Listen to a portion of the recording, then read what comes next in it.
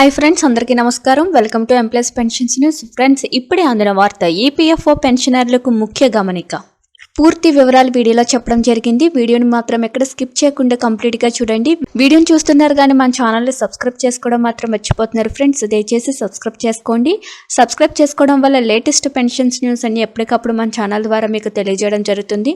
అదేవిధంగా లైక్ చేసినట్లయితే మరింత మందికి సమాచారం చేరుకుంటుంది. ఇంకా వివరాల్లోకి అయితే వెళ్ళిపోదాం. ఆస్ట్రేలియాలోని సైబర్ నేరగాళ్లు రెచ్చిపోతున్నారు. తాజాగా ఆస్ట్రేలియాలోని అతిపెద్ద ఫిన్షన్ నిధి ఆస్ట్రేలియన్ సూపర్పై హ్యాకర్లు కన్నేసినట్లు తెలుస్తుంది.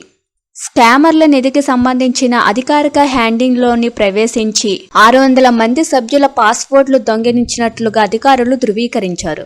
అంతేకాకుండా 4 సభ్యుల నుంచి 5 లక్షలు ఆస్ట్రేలియా డాలర్లు కాజేసినట్లు వెల్లడించారు. 35 లక్షల మందికి చెందిన ఈ ఫిన్షన్ నిధిలో 365 బిలియన్ల ఆస్ట్రేలియన్ డాలర్లు ఉన్నట్లు అధికారులు పేర్కొన్నారు. నేషనల్ సైబర్ సెక్యూరిటీ కోఆర్డినేటర్ మిచెన్ మెక్ గిన్నెస్ మీడియాతో మాట్లాడుతూ తమకు ఈ సైబర్ క్రైమ్ గురించి తెలిసిందన్నారు. అయితే దీనివల్ల ఎంతమంది సభ్యులు ప్రభావితం అయ్యారో స్పష్టత లేదని, ఫిన్షన్ నిధిని దోచుకోవాలని చూసిన హ్యాకర్లను పట్టుకోవడానికి చర్యలు వేగవంతం చేస్తున్నామన్నారు. ఎటువంటి అనుమానాస్పద లావాదేవీలు జరిగినప్పటికీ పాస్వర్డ్లు దొంగతనానికి గురైన ఖాతాలను లాక్ చేసి సభ్యులకు సమాచారం ఇచ్చామన్నారు. సభ్యులందరూ తమ ఆన్లైన్ ఖాతాలకు చెక్ చేసుకోవాలని కోరారు.